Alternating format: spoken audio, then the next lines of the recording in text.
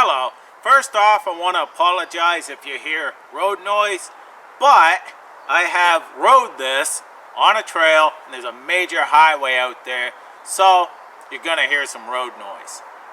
I rode this in to do a video and I want to show you the upgrade and how I got it to work. So I decided to put an expansion chamber on this. Did it help? This has way more torque, way more power.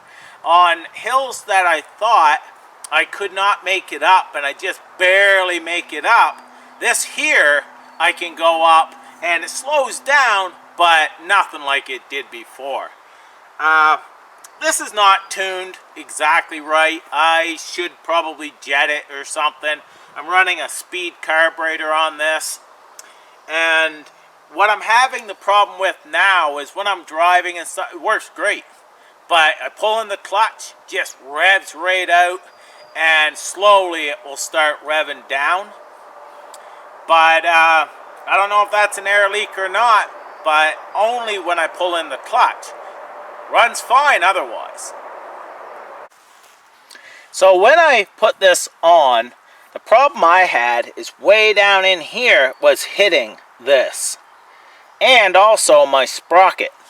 So I had to cut off the tip of this. It's only about a ½ inch long now. Also, where they welded the cap on is probably close to ¼ inch of weld around it. So that was hitting on here. So I ground it right down flush, and I was able to get that it's up in here. Up top, it looked like it may have a little bit of a gap, but see, it's not leaking at all. I ended up putting some ultra copper gasket maker in there, and as you see, it's not leaking at all.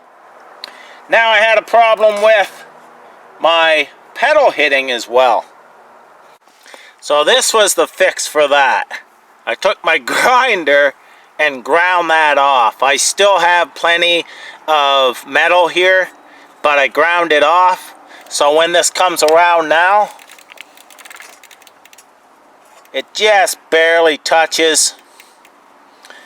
It wasn't actually hitting, but it's barely touching now.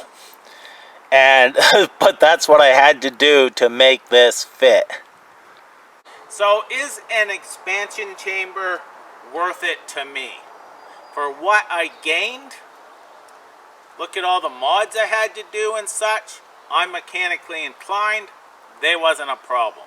I made it work. It is not leaking, and I gained power. It cost me roughly $40, but I'm very happy with it, and it totally gave me a different bike pretty much. You know, I'm not expecting fast or incredible speeds basically out of a moped. That's what these are. So, for me, this worked great. I wanted a little bit more power to go up hills on the trails and on the street. So I want to mention my setup that I'm running right now. My carb is at the very top notch. That's the leanest notch. So I've got it up as high as it can go, because if I drop it down any, I'll be going along at between, nothing to about half, and it will be just going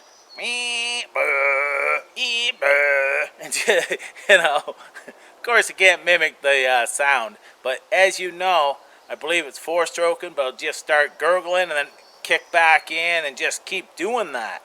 Now it runs well, but it's at the top port.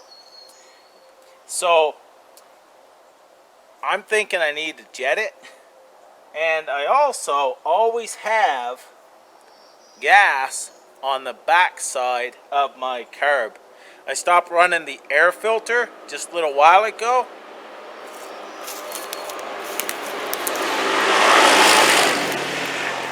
Glad he wasn't coming. I was going to stop that, but I'm not going to. You got to be very careful on these trails because, as you've seen, that four-wheeler was flying through here, and it's only the width of a four-wheeler. So you can't hear on this bike. They can't hear you when you're on, on the trail. So be very careful out here and keep your eyes open. I don't go super fast down these trails just because of that right there. Now, what I was saying is I just took the air breather off because my air breather gets soaked with oil. So I don't know what that is either. But anyhow, that's what I'm running right now. I want to thank you for watching. Ride safe and have fun. Take care.